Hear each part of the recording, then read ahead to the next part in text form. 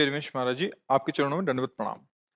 महाराज जी, पिताजी का स्वर्गवास होने के बाद पारिवारिक व व्यापारिक जिम्मेदारियां बढ़ने से नाम जप के लिए बहुत कम समय दे पा रहा हूँ। और महाराज जी, मन में क्रोध, अहंकार, ईर्ष्या, छल कपट इन सब की उत्पत्ति ना हो और नाम जप में निरंतरता आए, इसके लिए महाराज जी मार्गदर्शन करें। इसको समझना पड़ेगा। गृहस्थी में हम कभी नहीं कहते कि आप आसन बांध करके भजन कीजिए, आसन लगा, ये विरक्तों का मार्ग है।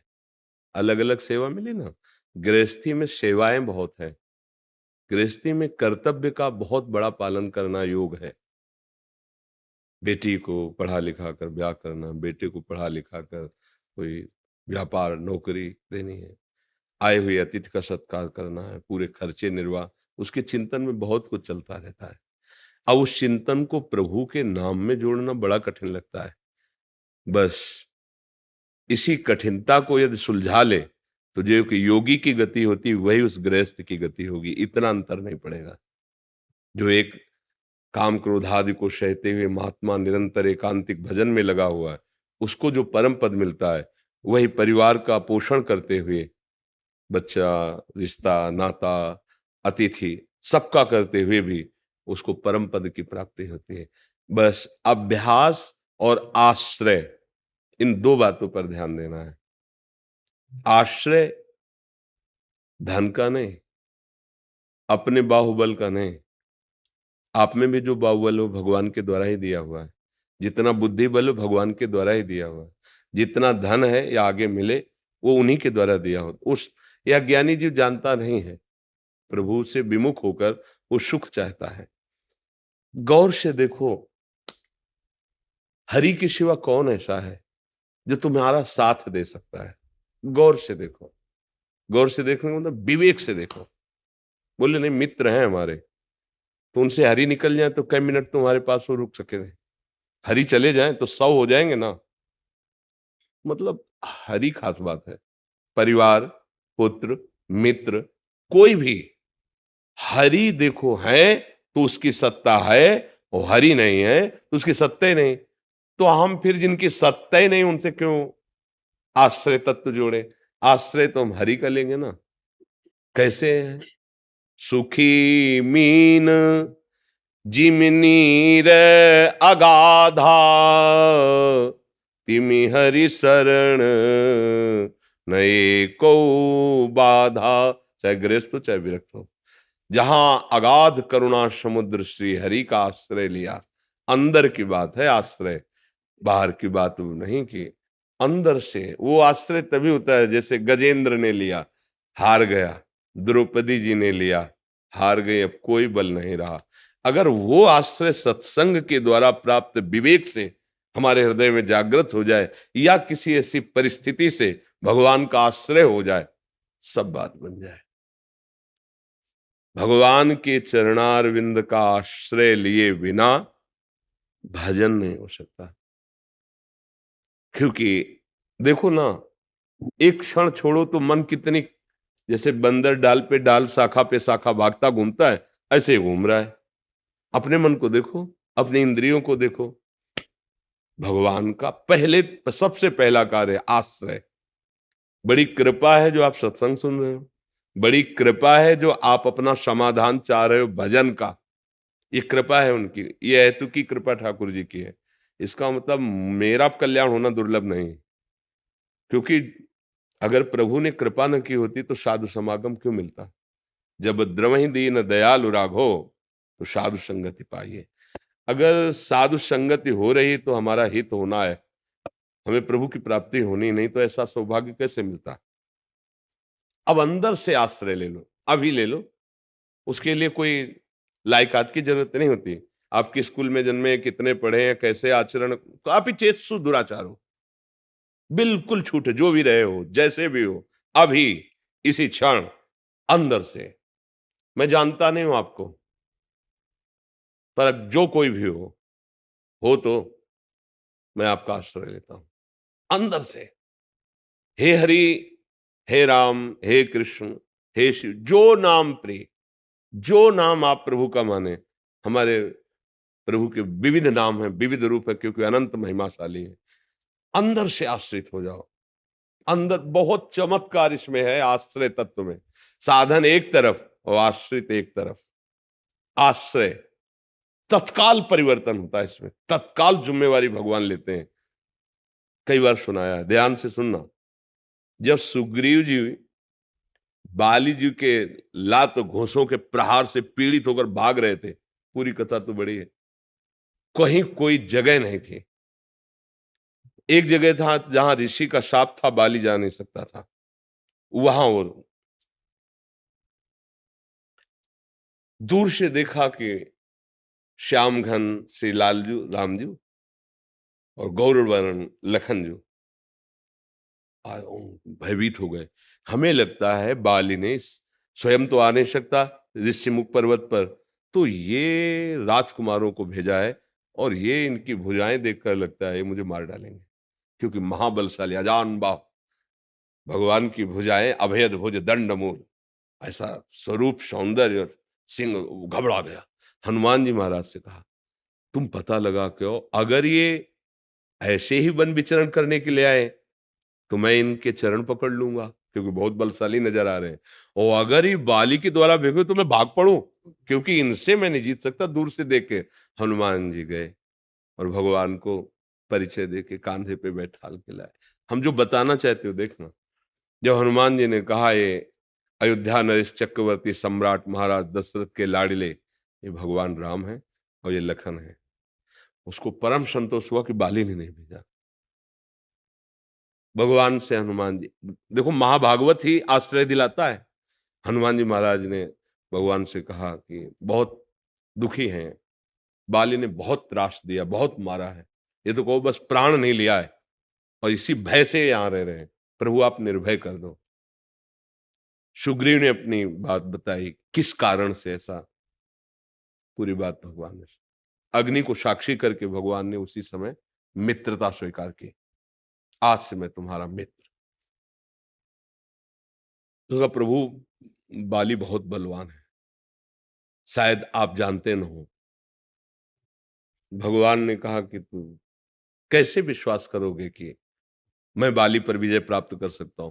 बोले ताल के लगातार वृक्ष खड़े हैं और आगे दुंदुभि राक्षस की हड्डियां हैं, अगर एक बाण में आप इतने सब ताल के वृक्ष और दुंदुभि राक्षस की हड्डियों को बेच दोगे तो मैं जान जाऊंगा कि आप बाली को मार दो।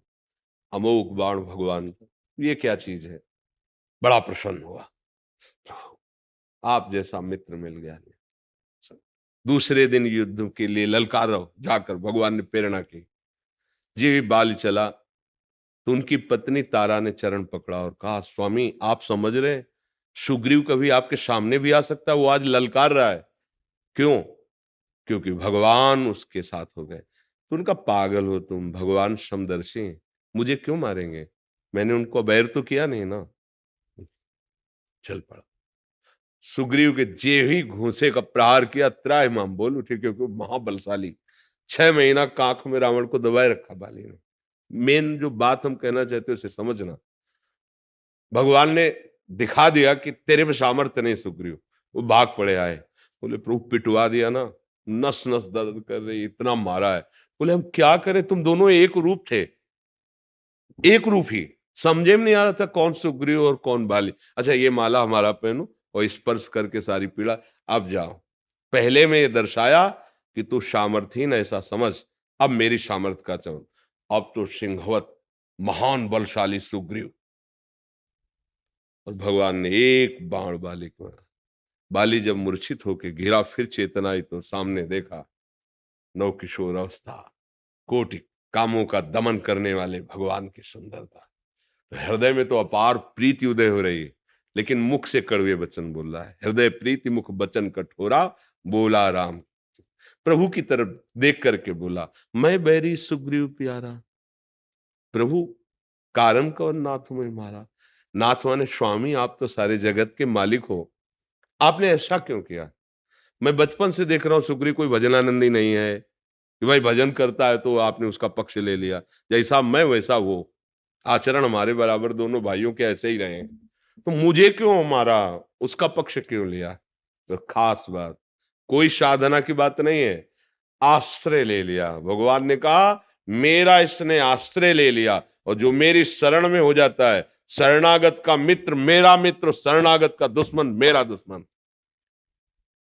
कोई साधना यहां बात नहीं आई, आश्रय, भगवान का आश्रय ले लिया। हम आश्रित, पहला शब्द गृहस्थी में, संसार में रहते हुए भगवत प्राप्ति का उपाय भगवद आश्रय, भगवान की अंदर से शरण। और दूसरी बात अभ्यास। जो मन हमारा संसार का चिंतन कर रहा है, उस मन में इतनी सामर्थ्य है कि वो दो बातें एक साथ कर सकता है, उसमें बड़ी सामर्थ्य है। परमानंद की प्राप्ति में तो पूरी एकाग्रता ही हो जाती है, पर ये दो बातें कर, जैसे हम चल राधा राधा राधा, श्यामा श्यामा श्याम श्यामा श्याम, तो देखो ये संसार का चिंतन कर रहा है। और ऐसा नहीं कि ये नाम जप में नहीं लग रहा है, नहीं तो अगर ना लगे तो वाक इंद्री बोल ही नहीं पाएगी। मन के संयोग से इंद्री काम करती है। अब वाक इंद्री तो बोल रही राधा राधा, और अवसर लगा कि विषय चिंतन कर रहा है, मुझे बिल्कुल डरना नहीं चाहिए। अब उसका विषय चिंतन हमारे ऊपर प्रभाव नहीं डाल पाएगा, पर हमको जीभ हिलानी पड़ेगी। अहो वत्सो पचतो गरियान यद जिह्वाग्ये वर्तते नाम तुभ्यम। सिद्ध पुरुष का स्वाभाविक होता है, साधक को अभ्यास करना पड़ता है। राधा राधा राधा राधा, हमने तो कहा है कि 10-10 मिनट में एक एक बार का अभ्यास बना लो। लगना तो पड़ेगा, 10 मिनट में एक बार बोलो राधा। और जितनी देर जागते हो उसमें 11वां मिनट ना होने पावे। और आप फिर कुछ दिन बाद बताना कि आपका भजन कितना होता है, क्योंकि हर दिन आप 10 मिनट में उसको चिंता होने लगेगी, क्या बोलना है राधा। कई मिनट हो गए, क्योंकि राधा बोलना है। कितनी बार वो स्मरण करेगा राधा राधा, हमको उसको फंसाना है। और एक दिन सच्ची मानिए सब काम करते हुए भजन कर लेगा, क्योंकि जिह्वा का काम है हिल हिल करके नाम जप करना और अंगों से चेष्टाएं करते रहना। ये मन बड़ा ताकतवर है, ये करवा लेगा। ये बहुत ताकतवर है, ये साक्षात भगवान का स्वरूप भी है। इंद्रियाम मनश्शास्त्र में भगवान कहते हैं। तो इतना हमने उसको छूट दे दी, इसलिए भजन नहीं कर रहा। नहीं, भजन करते हुए सब काम हो सकता है। जब भगवान करे मामनुष्मर युद्ध च, युद्ध जैसा कार्य मेरा स्मरण करते हुए कर, तो भला खेती व्यापार नौकरी इनमें नहीं हो सकता। अच्छा, हम कह रहे जितनी देर तुम एकाग्र होकर लगे हो कार्य में, तो घंटा 2 घंटा कभी तो अलग हुए ना उससे। जब अलग हुए तो राधा, फिर घंटा 2 घंटा फिर राधा, और जितना समय लगाया संसार के कार्यों को भगवान को समर्पित कर दो। कृष्णार्पणम मस्तु, इतने बजे से इतने बजे तक जो वो भगवत प्राप्ति करा देगा आपको। समझ पा रहे हो? किसानी करो चाहे व्यापार करो चाहे नौकरी करो, भगवान को अर्पित वो कार्य करते रहो, और बीच बीच में नाम जपने का अभ्यास। पर ये तभी कर सकते हो जब मांस नहीं खाओगे, शराब नहीं पियोगे, पर स्त्री गमन नहीं करोगे, गंदी बातों से बचोगे, तब कर सकते हो। नहीं केवल सुन लो, कर नहीं पाओगे। गंदे आचरण करने वाला कभी अध्यात्म की चेष्टाएं नहीं कर सकता, वो बकवास केवल होती है। पवित्रता चाहिए ना, अंतःकरण की पवित्रता, शरीर की पवित्रता, आपके विचार पावन, तब तो ये पावन मार्ग है। तभी तो परम पवित्र भगवान का भजन कर पाओगे, अनुभूति कर पाओगे। अब गंदे गंदे भोजन करो, गंदे गंदे दृश्य देखो, गंदी गंदी विचारधाराएं, और सोचो कि भजन हो, तो फिर नहीं। पापवंत कर सहज स्वभाव भजन मूर्ति। अच्छे आचरण करो, भगवान के आश्रित रहो, नाम जप करो। जो गति एक मुनि को मिलती है वही गति आपको मिलेगी, क्योंकि भगवान के दो मार्ग हैं, एक प्रवृत्ति और एक निवृत्ति। तो निवृत्ति है ये मार्ग, और प्रवृत्ति है आपका मार्ग। कितना बड़ा मार्ग है। 4 रोटी बनाई, 1 रोटी निकाल ली उससे, गाय को दे दी, कौआ को, चिड़ियों को दे दी, कोई साधु महात्मा भूखा आया खवा दी, उसी से भगवत प्राप्ति का योग बनने लगेगा। जितने भी संत प्रकट हुए गृहस्थी से ही आए हैं। माता पिता तो गृहस्थी थे ना, भरण पोषण गृहस्थी से हुआ है, वस्त्र आदि गृहस्थी से ही। तो जिसका अन्न लगा है इस तन में, जिसका वस्त्र पहन रहे हैं हम, जो हमें भिक्षा दे रहा है, क्या उसका कल्याण नहीं होगा? अगर वो स्वयं थोड़ा भजन कर लेता है और ऐसे सत्कार्य करता है, तो वो बढ़कर के है, वो आगे की गति को प्राप्त करेगा। वो अपना उदर पोषण करता है, सन्यासी परमहंस विरक्तों का भरण पोषण करता है, अन्य जीवों का भरण पोषण करता है, और जितना बनता है नाम जप करता है, वो महात्मा ही है। अब व्यभिचार करो और सब गंदे आचरण करो, तो वो कोई भी करे तो दंड तो मिलेगा ना। वैसे सावधान होकर रहो, बहुत बढ़िया गृहस्थी मार्ग में भगवत प्राप्ति हो सकती। भगवद आश्रित, पवित्र आहार, अतिथि सेवा, समाज सेवा, नाम जप, निश्चित निश्चित भगवान की प्राप्ति हो जाएगी। जी।